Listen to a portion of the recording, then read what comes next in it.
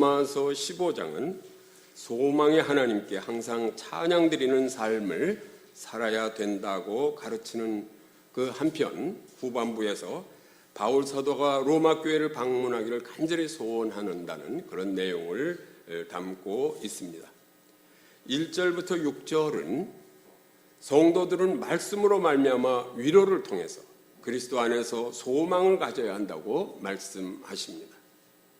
또 7절부터 13절은 성령님의 능력으로 소망이 넘치게 하시는 하나님을 찬양해야 된다 이렇게 말씀하십니다.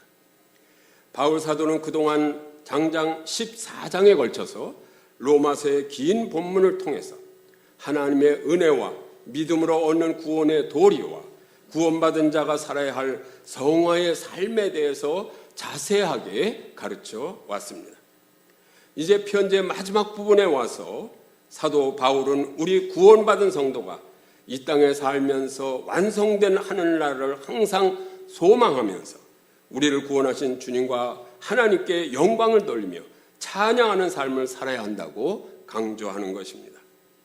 이제 로마서 15장 1절부터 2절에서 바울은 우리 자신을 기쁘게 하지 말고 이웃을 기쁘게 하라고 권면합니다. 그렇게 해야 할 이유를 3절에서 설명합니다. 이제 1절을 먼저 함께 봉독하시겠습니다. 시작. 믿음이 강한 우리는 마땅히 믿음이 약한 자의 약점을 담당하고 자기를 기쁘게 하지 아니할 것이라. 강한 자가 약한 자를 비판하면 안 됩니다. 여기서 담당하다라는 말은 원문에 보면 지탱하다라는 이런 뜻입니다. 그러니까 강한 자는 약한 자의 약점을 참는 정도가 아니라 넘어지지 않도록 약한 자를 지키라는 말씀이에요. 그렇게 좀 적극적입니다. 그 다음에 2절에서는 각 사람이 이웃을 기쁘게 하라. 각 사람이 이웃을 기쁘게 하라고 권면합니다. 이는 자기 자신을 위하여 살지 말고 남을 위하여 살라는 그런 말씀입니다. 2절 함께 보시겠습니다. 시작. 우리 각 사람이 이웃을 기쁘게 하되 선을 이루고 덕을 세우도록 할지니라. 사도 바울은 이웃을 기쁘게 하는 것이 선을 이루고 덕을 세우는 것이라고 이렇게 말씀하고 있습니다. 우리가 이웃을 기쁘게 하는 삶을 사는 것, 이것이 바로 선과 덕인 것을 분명히 알아야 합니다. 이제 3절은 1, 2절에서 이웃을 기쁘게 하라고 했는데 그 이유를 말하는 것입니다. 왜냐하면이라고 시작은 안 하지만 왜냐하면 왜 그렇게 해야 되느냐 하는 것이나 마찬가지로 이제 3절을 보시면 됩니다. 3절 같이 봅니다. 시작. 그리스도께서도 자기를 기쁘게 하지 아니하셨나니 기록된 바 주를 비방하는 자들의 비방이 내게 미쳤나이다 함과 같으니라. 자신을 기쁘게 하는 대신 이웃을 기쁘게 해야 할 그 이유가 그리스도께서도 자기를 기쁘게 하지 아니하셨기 때문이다. 이렇게 분명히 말씀합니다. 즉 예수 그리스도께서는 자신의 목숨을 인간들을 위하여 십자가에서 내어 주셨고 고난을 당하셨습니다. 따라서 우리도 이웃을 위하여 기쁘게 하는 자들이 되라 이 말씀입니다. 하늘 보호자를 버리시고 이 땅에 서서 십자가에서 피 흘려까지 주시면서 이웃을 사랑하셨는데 우리를 사랑하셨는데 우리가 이웃을 기쁘게 하지 못할 이유가 어디 있습니까? 그것이 우리가 이웃을 기쁘게 해야 할 그런 이유입니다. 4절은 무엇이든지 전에 기록된 바는 이라고 말씀하십니다. 4절에서 이것은 구약 성경에서 말씀하시는 것입니다. 이제 1절부터 3절의 그 이유를 구약 성경에서 이렇게 사도 바울은 이렇게 계속 본문이요.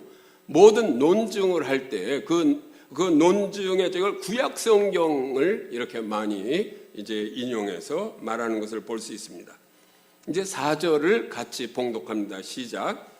무엇이든지 전에 기록된 바는 우리의 교훈을 위하여 기록된 것이니 우리로 하여금 인내로 또 성경의 위로로 소망을 가지게 하려 함이라.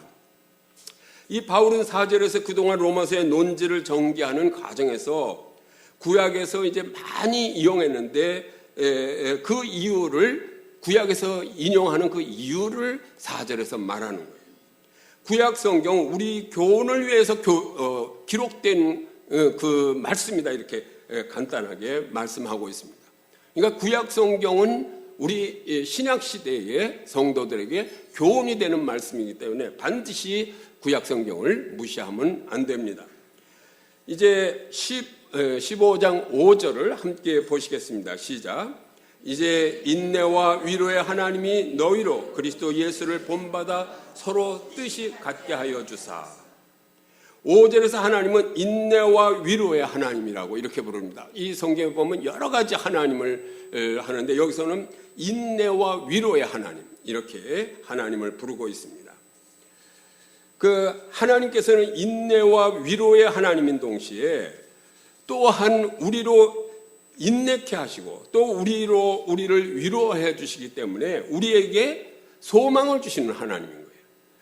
인내와 위로의 하나님이 우리에게 소망을 주시기 때문에 우리 또한 인내와 위로를 받고 기뻐하며 살라, 그런 말씀입니다. 그러므로 우리도 그리스도를 본받아서 서로 뜻을 같이 해라, 그런 말씀이에요. 이 성도들이 마음과 생각이 하나가 되려면 주님을 본받아야 합니다. 늘 말씀을 드리지만 우리 그리스도인들의 목적은 그리스도를 본받는 거예요. 성경 전체가. 그러니까 Christ likeness, 그리스도를 본받는 것이 우리 그리스도인의 이게 삶의 목적인 것을 우리가 분명히 알아야 됩니다. 우리의 삶이 그리스도를 어떻게 그럼 구체적으로 본받아 살아야 하는지에 대해서 이제 여기서 설명은 안 하겠지만 토마스 아켄퍼스의 그리스도를 본받아라는 책에 보면 잘 가르치고 있습니다. 이제 6절은 그리스도를 본받아 그리스도 안에서 한 뜻으로 통일되고 연합된 우리가 이제 한 마음과 한 입으로 하나님께 영광을 돌리게 해달라는 사도 바울의 기도예요. 6절 같이 보시겠습니다. 시작. 한 마음과 한 입으로 하나님 곧 우리 주 예수 그리스도의 아버지께 영광을 돌리게 하려 하노라. 그러니까 약한 자나 강한 자나 이방인이나 유대인이나 한 마음과 한 입으로 하나님 곧 우리 주 예수 그리스도의 아버지께 영광을 돌리게 하려고 하노라고 하는 것이, 이것이 바울의 기도입니다. 우리의 기도도 이렇게 되어야 됩니다. 우리 그리스도 안에 있는 자나 그리스도 밖에 있는 자나, 저 학교 안에 있는 학생이나 학교 밖에 있는 학생이나 외국 유학생이나 한국에 있는 학생이나 누구를 막론하고 우리가 한 마음과 한 입으로 하나님께 참으로 영광을 돌리게 하는데 거기에 우리의 모든 힘을 다 써야 할 것입니다. 이제 7절부터 13절은 성령님의 능력으로 소망이 넘치게 하시는 하나님을 찬양해야 한다. 그 하나님을 우리에게 소망이 넘치게 하시는 거예요. 왜? 하늘나라를 분명히 보여주셨기 때문에, 예수 그리스도를 통해서. 우리는 하늘의 소망을 확신을 가지고 우리 믿지 않습니까? 그렇지 않으면 의미가 없어요. 믿는다는 것이. 그렇기 때문에 그 하나님을 찬양하라, 그런 얘기예요. 이제 7절을 함께 보십니다. 시작. 그러므로 그리스도께서 우리를 받아 하나님께 영광을 돌리신 것 같이 너희도 서로 받으라. 우리가 그리스도를 본받아 서로 받으라고 이렇게 말씀하는 것입니다. 그리스도께서는 우리가 죄인 되었을 때 우리를 받아주셨습니다. 또 십자가에서 우리의 죄를 용서해 주시고 하나님과 화목되게 하시면서 그래서 하나님의 자녀가 되게 해 주신 거예요. 우리를 이렇게 영접해 주신 그 주님을 본받는 우리로서는 서로 받지 못할 것이 무엇이 있겠습니까? 이웃을 위해서 이웃을 기쁘게 하지 못할 이유가 어디 있겠습니까? 참으로 그렇지 못한 것은 우리가 너무나 부끄러운 거예요. 그러므로 우리가 형제에게 베풀어야 하는 이것은 마땅하다. 당연히 마땅하다. 그런 말씀입니다. 이제 8절 이하에서 13절까지는 주님께서 우리를 이렇게 받으셨고 우리를 받으심으로 해서 어떻게 하나님께 영광을 돌리셨는지에 대해서 이제 설명을 하는 거예요. 다시 설명을 해서 예수 그리스도께서 이렇게 하셨는데 당연히 너희들은 이웃을 기쁘게 하며 살아야 된다. 그런 얘기죠. 그리고 함께 하나님께 소망을 두고 영광을 드리면서 찬양하면서 그런 삶을 살아야 한다. 이것입니다. 예수님께서 우리 이방인들만 구하러 오신 것이 아닙니다. 마태복음 15장 24절에 보면요, 이스라엘 집에 잃어버린 양들에게 보내심을 받았다. 예수님께서 이렇게 말씀하십니다. 그래서 먼저 유대인을 구원하신다는 말씀. 그 다음에 유대인들의 전도를 통하여 영적 이스라엘인 이방인의 구원을 위해서 이제 주님께서 오셨다 하고 이렇게 말씀하십니다. 따라서 이제 8절과 9절은 주님께서 유대인을 위하여 구원자가 되신 것과 이방인을 위하여 또 구원자가 되셨음을 설명합니다. 그래서 이제 8절을 먼저 함께 보시겠습니다. 시작. 내가 말하노니 그리스도께서 하나님의 진실하심을 위하여 할례의 추종자가 되셨으니 이는 조상들에게 주신 약속들을 견고하게 하시고, 이건 유대인의 구원을 위해서 오셨다는 말씀이에요. 여기서 하나님의 진실하심이라는 것은 뭐냐면 구약에서 선지자들을 통해서 이스라엘을 회복시키시겠다고 약속하신 그 말씀이 진실하다. 구약에 예언된 말씀이 진실하다는 말씀이에요. 그러므로 하나님의 진실하심을 위하여, 이 말씀은 그것을 증명하기 위해서 이런 말씀입니다. 다시 말씀드리면 그리스도께서 할례의 추종자가 되신 것은 하나님께서 구약에 약속하신 것을 이루신 분이심을 증명하기 위한 것이다라는 말이에요. 여기가 할례 추종자라는 건 뭐예요? 할례를 섬기시는 분이라는 거예요. 예수님께서 할례를 섬기시는 분이다. 이 할례는 여기서 뭘 말하면 유대인을 상징하는 것이에요. 그러므로 곧 유대인으로 예수님이 오셔서 먼저 유대인을 구원하셔야 되는 그 할례 추종자, 그런 뜻입니다. 이제 9절을 같이 보시겠습니다. 시작. 이방인들도 그 긍휼하심으로 말미암아 하나님께 영광을 돌리게 하려 하심이라. 기록된 바 그러므로 내가 열방 중에서 주께 감사하고 주의 이름을 찬송하리로다 함과 같으니라. 이제 8절에서 유대인을 위해서 오셨고 9절에서 이방인을 위해서도 오셨다, 그런 말씀이에요.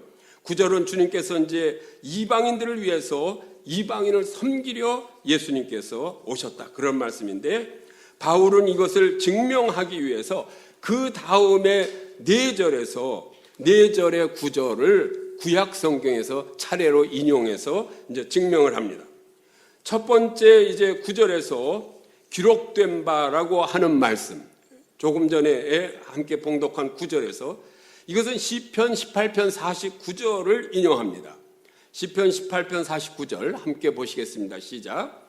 여호와여, 이러므로 내가 이방 나라들 중에서 주께 감사하며 주의 이름을 찬송하리로다. 이 시편은 다윗이 사울 왕에게 쫓겨다니다가 하나님의 도우심으로 이제 구원을 받고 감사하며 부르는 그런 노래예요. 그러니까 즉 이방, 열방에서 쫓겨다니다 하나님을 찬양한 노래예요. 그러니까 이는 다윗이 그러려는 것이 아니라 부지불식간에 선지자 역할을 수행한 거예요. 이방에서 이방이 찬양하게 하셨다 하는 그런 말씀이다, 이렇게 보겠습니다. 10절을 같이 보십니다. 시작. 또 이르되 열방들아 주의 백성과 함께 즐거워하라 하였으며, 여기서 또 이르되는 계속해서 열방을 구원하시는 하나님의 뜻을 구약에서 나타내는 거예요. 이 바울은 신명기 32장 43절을 인용한 말씀인데, 32장 43절 같이 보십니다. 시작. 너희 민족들아 주의 백성과 즐거워하라. 주께서 그 종들의 핏값을 갚으사 그 대적들에게 복수하시고 자기 땅과 자기 백성을 위하여 속죄하리라. 여기 이 신명기 말씀의 첫 구절만 인용한 거예요. 그러나 이 첫 구절만 인용해서 또 이르되 열방들아 주의 백성과 함께 즐거워하라 하셨으며, 그런데 이 마지막 구절에 보면 자기 백성을 위하여 속죄하리라, 이 부분까지 보면 이방인을 왜 구속해야 되는지, 왜 구원해야 되는지 확실하게 이유를 더 알 수 있습니다. 다음은 로마서 15장 11절 같이 보시겠습니다. 시작. 또 모든 열방들아 주를 찬양하며 모든 백성들아 그를 찬송하리라 하였으며, 이것은 시편 117편 1절의 말씀이에요. 1절 말씀을 함께 봉독합니다. 시작. 너희 모든 나라들아 여호와를 찬양하며 너희 모든 백성들아 그를 찬송할지어다. 이 말씀을 인용한 말씀입니다. 이 시편 117편은요, 시편이 150편으로 되어 있어요. 50편 중에서 가장 짧은 시는 몇 절까지 있어요? 2절까지만 있는 시편이에요. 이 시편 117편은. 그러나 그 내용은 이스라엘 족속뿐 아니라 하나님을 아는 모든 족속이 하나님을 찬양하라는 그 권면의 노래입니다. 단 2절인데. 다음 이제 로마서 15장 12절 같이 보십니다. 시작. 또 이사야가 이르되 이새의 뿌리 곧 열방을 다스리기 위하여 일어나시는 이가 있으리니 열방이 그에게 소망을 두리라 하였느니라. 이것은 이사야가 이르되는 이사야 11장 10절을 인용한 말씀입니다. 이사야 11장 10절을 함께 보시겠습니다. 시작. 그날에 이새의 뿌리에서 한 싹이 나고 만민의 기치로 설 것이며 열방이 그에게로 돌아오리니 그가 거한 곳이 영화로우리다. 이 말씀을 인용한 것입니다. 여기서 이새의 뿌리, 곧 열방을 다스리기 위해서 일어나시는 이란, 이것은 주님께서, 예수님께서 마태복음 22장 42절부터 45절에서 말씀하신 그 내용이에요. 이 예수 그리스도는 다윗의 뿌리라고 이 마태복음에서 말씀하십니다. 그렇게 하면서 바리새인들에게 가르치는 내용의 말씀이 마태복음 22장 42절부터 45절 말씀. 열방은 이 소원을 주님께 둘 수밖에 없어요. 그래서 유대인뿐 아니라 이방 열방은 주님께 소원을 둘 수밖에 없어요. 주님을 왕으로 모시며 구원을 받아야만 하기 때문에 우리의 소망은, 이방인들의 소망은 오직 예수님께 있다는 것을 우리가 분명히 알아야 됩니다. 여기까지 이렇게 하면서 이제 로마서 15장 13절은 바울의 축복 기도로 이렇게 마치는 것입니다. 13절을 같이 보시겠습니다. 시작. 소망의 하나님이 모든 기쁨과 평강을 믿음 안에서 너에게 충만하게 하사 성령의 능력으로 소망이 넘치게 하시기를 원하노라. 아멘. 여기서 이제 바울 사도는 하나님을 또 뭐라고 부르냐면 소망의 하나님이라 이렇게 부릅니다. 15장 전체의 주제도 소망의 주님을 찬양하라, 이렇게 오늘 이제 제목도 그렇게 정했죠. 우리는 고난과 시험 가운데서도 실망하지 않는 것은 그리스도의 영광을 바라볼 수 있는 그런 소망 때문이에요. 우리는 소망 때문에 우리는 이 땅에서 어떤 삶을 살든지 우리가 실망하지 않는 것입니다. 그러므로 우리는 어떠한 상황 속에서도 무엇을 느낄 수 있어요? 기쁨과 평강을 누릴 수 있으면서 살아야 돼요. 이 기쁨과 평강은 하나님 나라의 대표적인 속성이에요. 하나님 나라는 기쁨과 평강이 있는 것이에요. 이렇게 기쁨과 평강으로 충만케 되는 것은 인간이 되려고 해서 인간의 의지로 되는 것이 아니라 성령의 능력으로만 되는 것이라고 오늘 13절은 말씀하고 있습니다. 나는 성도 여러분들이 믿음 안에서 기쁨과 평강이 충만하기를 주님의 이름으로 축원합니다. 바울은 이 15장 13절 이후에 이 마지막 축복의 말씀으로 끝나면 15장 여기서 끝날 수 있어요. 이것으로 끝난 거예요, 사실. 근데 이제 14절부터 이제 15장 끝까지는 어떤 이야기가 나오냐면 바울 자신에 관한 그런 말씀을 나눕니다. 자신을 소개하는 가운데 바울은 이제 전도 방침을 확실하게 나타내고 있습니다. 로마서를 쓰면서 로마 성도들에게 나는 어떤 방침을 가지고 지금 복음을 전하고 있다 하는 것을 여기서 내용을 설명하고 있습니다. 먼저 15장 14절을 함께 보시겠습니다. 시작. 내 형제들아 너희가 스스로 선함이 가득하고 모든 지식이 차서 능히 서로 권하는 자임을 나도 확신하노라. 이 바울은 아주 겸손한 사람이에요. 이 14절은 로마 교회 성도들의 영적 수준이 어느 정도인지를 알 수 있어요. 사도 바울은 그들의 신앙과 도덕적 수준을 상당히 지금 높게 평가하고 있는 거예요. 로마 교회 성도들의 어떻다 그랬어요? 마음이 선하다. 여기서 너희가 스스로 선함이 가득하고는 원문에 보면 마음이 선하다는 것이에요. 마음이 선하고 하나님 나라를 아는 지식이 가득하다 이렇게 칭찬하고 있습니다. 그런데 왜 로마 교인들에게 지금까지 이렇게 길게 교훈했는가? 지금까지 로마서 1장부터 14장 여기 15장 13절까지 왜 이렇게 길게 했는가? 이렇게 귀한 성도들에게 그 이유를 15절에서 말씀하는 거예요. 15절 함께 보시겠습니다. 시작. 그러나 내가 너희로 다시 생각나게 하려고 하나님께서 내게 주신 은혜로 말미암아 더욱 담대히 대략 너에게 썼노라. 그러나 너희로 다시 생각나게 하려고 그랬다. 이렇게 겸손하게 로마 성도들에게 권면하는 거예요. 넌 아직도 멀었다. 그래서 편지를 쓰는 것이 아니라 너희로 네가 그렇게 아주 훌륭한 믿음을 가지고 있지만 다시 생각나게 하려고 내가 이 로마서를 쓴다. 그러면 여기서 다시 생각나게 할 이유가 어디 있는가? 왜 다시 생각나게 해야 되나?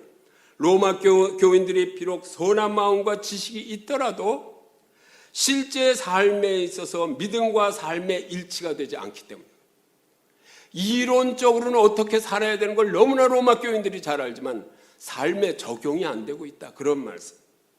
그래서 사도는 하나님이 주신 은혜로 담대하게 썼다. 이렇게 얘기합니다. 하나님이 주신 은혜로 내가 담대하게 너에게 얘기하는 것은 너희 믿음과 너 가지고 있는 그 지식과 삶을 일치시켜라. 그런 얘기예요. 이 16절에서 말하는 사도적 은혜가 뭔가? 사도적 은혜.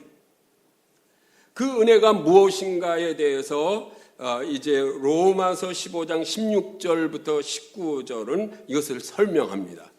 여기서 사도적 은혜라는 얘기가 나오는데 16절을 함께 보시겠습니다. 시작. 이 은혜는 곧 나로 이방인을 위하여 그리스도 예수의 일꾼이 되어 하나님의 복음의 제사장 직분을 하게 하사 이방인을 제물로 드리는 것이 성령 안에서 거룩하게 되어 받으실 만하게 하려 하심이라. 이 사도적 은혜가 무엇인지를 분명히 알아야 돼요. 우리도 사도적 은혜를 받아야 됩니다. 사도적 은혜, 이 사도의 사역을 말하는 거예요. 사도로서의 사역. 하나님의 복음에 대하여 제사장 직분을 수행하는 것이 사도적 은혜입니다. 로마서가 가르치는 제사장 됨에는 두 가지 의미가 있습니다. 우리도 이것을 두 가지 의미의 제사장, 그 사도적 은혜를 여러분도 전부 받으셨습니다. 하나는 원래 로마서 12장 1절에서 너희 몸을 하나님이 기뻐하시는 산제물로 드리라. 이렇게 이제 전에 공부했죠. 우리 자신을 거룩한 제물로 드리는 제사장이에요. 남을 드리는 것이 아니라 어떤 제물을 드리는 내 자신을 드리는 제사장 역할이에요. 사도적 은혜로. 구약에서는 제사장과 제물이 달랐어요. 그렇지만 예수님께서 대제사장인 동시에 자신을 흠없는 제물로 드렸죠. 십자가에서. 예수님은 대제사장, 자기가 제사장인과 동시에 제물이었어요. 구약의 제사장들은 제사장과 제물이 달랐죠. 이 완전한 제사예요. 이게. 자기 자신이 제물이고 제사장. 우리 성도님들도 역시 우리 자신을 제물로 드리면서 동시에 우리 자신이 제사장이 되는 것입니다. 이것이 로마서 12장 1절에 우리가 산제물로 드리라. 우리는 내 몸을 드리는 제사장입니다. 왕 같은 제사장입니다. 두 번째는 내 몸만 드리는 제사장이 아니라 로마서 15장 16절에서 말씀하시기를 이방인을 제물로 드리는 제사장의 역할이에요. 우리는 불신자를 전도하여 믿게 함으로써 그들을 하나님께 제물로 드리는 그런 제사장의 역할을 해야 된다. 말하자면 전도자의 역할을 하는 그것이 제사장의 은혜입니다. 17절을 함께 보시겠습니다. 시작. 그러므로 내가 그리스도 예수 안에서 하나님의 일에 대하여 자랑하는 것이 있거니와. 이거는 우리말 성경이 좀 잘못 해석이 되어 있어요. 원문을 보면 제가 원문은 이렇게 얘기는 안 합니다. 이거 여기 보면 내가 그리스도 예수 안에서 하나님의 일에 대하여 자랑하는 것이 있거니와 이렇게 그냥 보면 바울이 자랑할 것이 있다 이렇게 그냥 다 알았는데 그렇지 않습니다. 주님 안에서 바울이 자랑할 것이 있을 게 아무것도 없어요. 그 바울은 겸손한 사람이에요. 그러나 여기서 말씀하시는 것은 아무것도 자랑할 것이 없고 오직 주님만을 자랑한다는 뜻이에요. 그런 뜻인데 이렇게 썼어요. 여기서 헬라어 전치사 n인데 n은 안에서로 n 그러니까 전부 이 해석하는 사람이 안에서로 이렇게 해석했지만 들로도 해석할 수가 있어요. 그래서 원문에 다시 맞춰 해석하면 그러므로 내가 하나님께서 함께 해주신 일에 대하여 그리스도 예수를 자랑한다. 그리스도 안에서 자랑한다 그러면 자기를 자랑하는 것이 되는데 그리스도 예수를 자랑한다로 이렇게 해야 됩니다. 그래서 18절에 보면 왜 그리스도를 자랑하는지에 대해서 설명을 합니다. 그래야 17절과 18절이 연결이 되는 거예요. 17절에서 바울 자신을 자랑하면 18절의 의미가 없어지는 거죠. 18절에서 왜 내가 그리스도를 자랑하는지에 대해서 바울이 설명하는 것입니다. 이제 18절과 19절을 함께 보시겠습니다. 시작. 그리스도께서 이방인들을 순종하게 하기 위하여 나를 통하여 역사하신 것 외에는 내가 감히 자랑하지 아니하노라. 그 일은 말과 행위로 표적과 기사의 능력으로 성령의 능력으로 이루어졌으며 그리하여 내가 예루살렘으로부터 두루 행하여 일루리곤까지 그리스도의 복음을 편만하게 전하였노라. 17절에서 자랑할 것이 바울 자신이라면 18절 19절의 내용이 이게 틀릴 수밖에 없습니다. 이제 20절에서 바울은 전도의 방침을 말하고 있는데 20절을 같이 보시겠습니다. 시작. 또 내가 그리스도의 이름을 부르는 곳에는 복음을 전하지 않기를 힘썼노니 이는 남의 터 위에 건축하지 아니하려 함이라. 이렇게 말합니다. 바울의 전도 방침은 교회가 들어서 있는 곳에서는 복음을 전파하지 않습니다. 그는 아직 심령이 열리지 못한 이들에게 전도하기를 원하고 있습니다. 아직 사람들이 도끼를 대지 않은 나무를 찍어 넘어뜨리고 아직 사람들이 쟁기로 갈지 않은 그 땅을 갈아엎고 농사를 짓기를 원하는 것이 바울이 이 복음의 씨를 뿌리는 방침, 전도 방침입니다. 그는 복음이 전혀 들어가지 않는 곳, 한 명의 신자도 없는 곳을 택하여 가서 복음을 전하기를 원하고 있습니다. 마치 심령 미개척지 이곳을 찾는 건데 세계에 많이 널려 있지 않겠습니까? 우리가 이곳에 교회를 개척하는 것도 이런 의미가 있습니다. 우리가 참 좋은 교회를 이곳에 참 좋은 교회를 통해서 주님을 섬기는 것도 그런 의미가 있었어요. 우리가 여기서 벌써 99년부터 몇 년이 됐습니까? 14년 가까이 이렇게 되는데 여기서 성장도 되지 않고 무슨 헌금이 많이 나옵니까? 뭐가 됩니까? 그래도 캠퍼스 앞에서 섬기는 것은 너무나 캠퍼스를 위해서 전도하는 교회가 드물기 때문에 한국의 교회가 5만 교회가 되고 큰 교회 몇만 명씩 모이는 교회도 수없이 많지만 캠퍼스를 위하여 복음을 전하는 교회가 그렇게 많지 않아요. 이렇게 여기서 우리가 복음을 전해보면요, 우리 교회 한 2달, 3달 다니다 보면 친구들이 너도 교회 다니냐?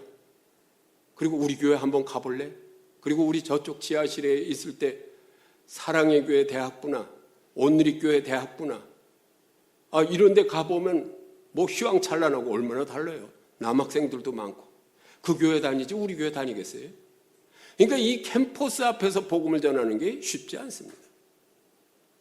그리고 저는 이화여대 앞에서 복음을 전하면서 이대 전체를 품고 한 번도 그런 생각은 해보지 않았습니다.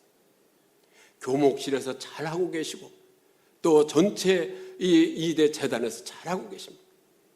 그러나 그 빈틈을 우리로 하게 하시는 일이 있다. 저는 이렇게 생각합니다. 그래서 그 조직적인 그곳에서 하지 못하는 것을 우리가 그 학생들이 기도하는 모임을 우리는 후원하고 이렇게 그들의 그 하는 일을 잘 되도록 하는 것. 이것이 우리의 성도님들이나 우리 교회의 그 목적입니다. 수요 예배 때도 기도도 해라 뭐 해라 해도 전 하나도 안 합니다. 저는 봉사만 합니다. 섬기기만 합니다. 그래서 하나님께서 우리 참좋은교회를 기뻐하십니다. 이제 국제교회를 설립하는 것도 마찬가지예요. 아까 잠깐 말씀드렸지만 158개국에서 지금 한국의 유학생들이 10만 명 가까이 들어오는데 2대 연대 앞에만 유학생이 2대 연대에만 9천 명의 학생이 있습니다. 10분의 1이 지금 우리 앞에 있습니다.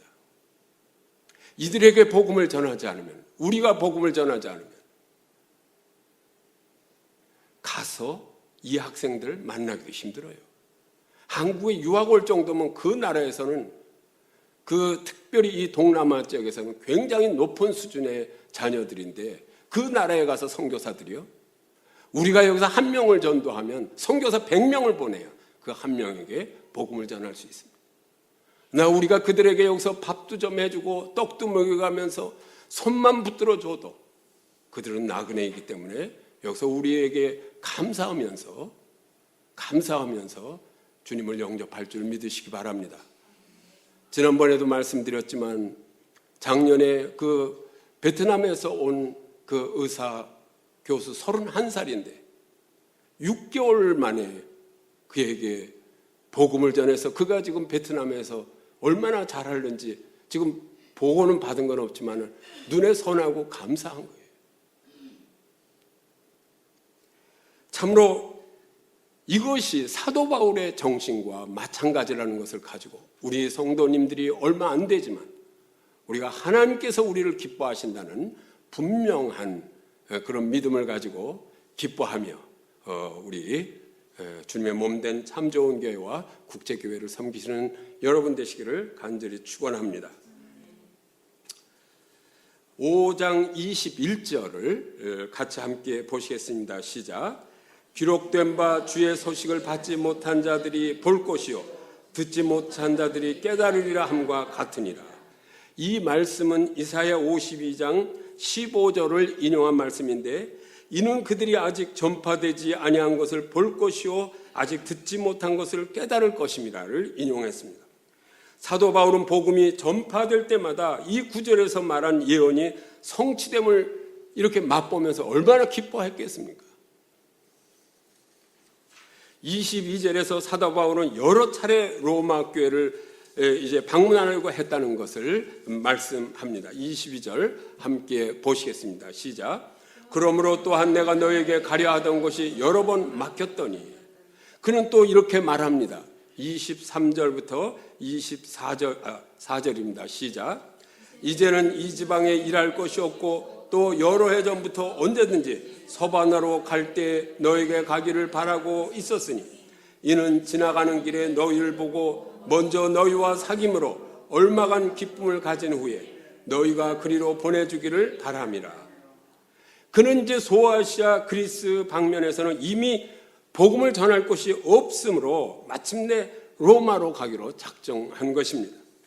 그러나 로마로 가는 것이 목적이 아닙니다. 그때는 땅끝까지 복음을 전하는 땅끝을 스페인으로 본 것입니다. 스페인으로 가는 도중에 로마에 들러서 얼마 동안 머무르며 만족을 얻은 후에 그 다음에 로마를 떠나는 그런 스페인으로 갈 계획을 가지고 있다는 말씀입니다. 그는 이런 원대한 세계 전도 계획, 땅끝까지 이뤄서 복음을 전하는 계획을 가지고 이걸 실현하려고 노력하고 있습니다. 로마 교회는 바울이 세운 교회가 아닙니다. 그래서 더욱 로마 교회에 대해서 더욱 겸손합니다. 그리고 예의를 나타내면서 이렇게 문장을 쓴 것을 볼 수 있습니다. 로마 교회는 문명 세계 중심에 서 있는 교회 아닙니까? 그때는 로마 시대인데 이것을 그 로마 교회를 내 것으로 삼는 것은 마치 높은 산 꼭대기에서 산 아래에 돌을 굽어오는 것과 같이 얼마나 멋있는 일이 되겠습니까? 요즘 목회자 같으면 이렇게 로마 교회를 대하겠습니까? 어떻게 하든지 로마 교회를 차지하면 세계 복음화가 되리라 이렇게 생각하지 않았을까요? 세계 전도를 천직으로 삼는 그가 그 로마 교회를 본고지로 삼지 않았다는 것은 이것은 얼마나 바울이 하나님의 뜻, 하나님 마음에 합당하게 땅끝까지 이르러 복음을 전하려고 하는 것인가를 우리가 알 수 있습니다. 바울은 애써 남의 터 위에 건축하지 않기로 결심한 것이 바울의 전도 계획입니다. 바울은 세계를 자기 집같이 여기는 그런 전도자였습니다. 남이 개척한 것을 피하여 전혀 빛이 비치지 않는 그런 골짜기에 빛을 비추려는 것이 바울의 전도 계획입니다. 그러나 25절을 보면 성도를 섬기려고 이제 예루살렘으로 가려고 한다고 말합니다. 조금 다른 이야기입니다. 25절 같이 보시겠습니다. 시작. 그러나 이제는 내가 성도를 섬기는 일로 예루살렘에 가노니. 예루살렘에 가는, 이제 지금은 이제 로마로 가야 되는데 우선 예루살렘으로 가는 거예요. 왜냐하면 왜 예루살렘으로 가느냐? 26절에서 얘기하고 있어요. 26절 같이 보십니다. 시작. 이는 마게도냐와 아가야 사람들이 예루살렘 성도 중 가난한 자를 위하여 기쁘게 얼마를 연보하였습니다. 왜 마게도냐 사람과 아가야 사람들이 가난한 자들을 위하여 연보했는가? 그것이 27절 말씀이에요. 27절 같이 보십니다. 시작. 저희가 기뻐서 하였거니와 또한 저희는 그들에게 빚진 자니 만일 이방인들이 그들의 영적인 것을 나눠 가졌으면 육적인 것으로 그들을 섬기는 것이 마땅하니라. 이방인들이 유대인들로부터 영적인 것을 받았다면 육에 속한 것으로 저들을 섬길 의무가 있다는 것이. 그러니까 영적인 은혜로 구원을 받았기 때문에 물질로 섬기려고 그러는 거예요. 그러므로 바울은 이 일을 위해서 그들이 준 그 연보를 가지고 이제 예루살렘 교회로 다시 돌아갑니다. 그렇지만 어떻게 돼요? 사실 거기 가서 잡히잖아요. 그리고 재판을 받고 이제 옥에 갇히고 그리고 죄수의 몸으로 로마로 오는 것을 우리는 볼 수 있습니다. 이제 28절 말씀을 같이 보시겠습니다. 시작.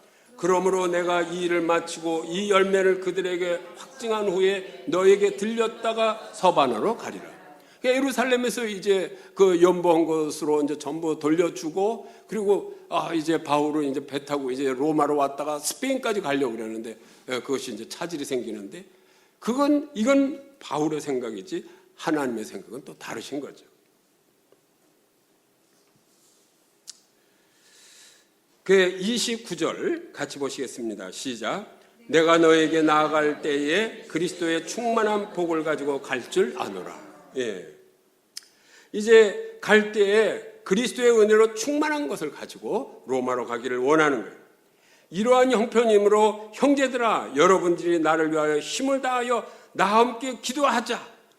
이제는 이런 일을 위해서 함께 기도하자 하고 권면하는 것이 이제 로마서 마지막 30절부터 32절입니다. 함께 보시겠습니다. 시작. 형제들아 내가 우리 주 예수 그리스도와 성령의 사랑으로 말미암아 너희를 권하노니 너희 기도에 나와 힘을 같이하여 나를 위하여 하나님께 빌어 나로 유대에서 순종하지 아니하는 자들로부터 건짐을 받게 하고 또 예루살렘에 대하여 내가 섬기는 일을 성도들이 받을 만하게 하고 나로 하나님의 뜻을 따라 기쁨으로 너에게 나아가 너희와 함께 편히 쉬게 하라. 이게 그 말씀이에요. 그렇게 기도해달라는 기도 부탁을 하는 거예요. 우리도 예배 끝나고 중보기도 하는 것 같이 이렇게 중보기도를 부탁하는 것입니다. 마지막에. 그리고 마지막 축복기도로 이제 로마서 15장을 마치는데 그 축복기도가 33절입니다. 같이 보십니다. 시작. 평강의 하나님께서 너희 모든 사람과 함께 계실지어다. 아멘. 같이 기도하시겠습니다. 할렐루야. 거룩하시고 감사하신 아버지 하나님, 주님께서 사도 바울을 택하시고 로마와 땅끝까지 이르러 복음을 전하게 하셨으니 감사합니다. 오늘 특별히 아버지 하나님, 우리가 이방인과 함께 믿지 않는 자들과 함께 손을 붙들고 소망의 하나님께 기뻐하며 찬양할 것을 가르쳐 주시니 감사합니다. 우리가 아버지 하나님 이곳에 주님께서 부르신 이유는 바울을 사도를 본받아서 우리가 남이 전하지 않는 곳 캠퍼스 앞에서 힘들고 지치고 어렵지만 주님 소망을 가지고 일을 감당케 하여 주시옵소서.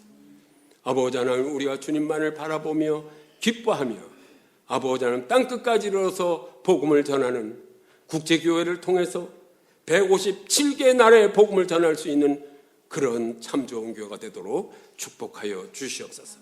우리 주 예수 그리스도의 이름으로 기도드리옵나이다. 아멘.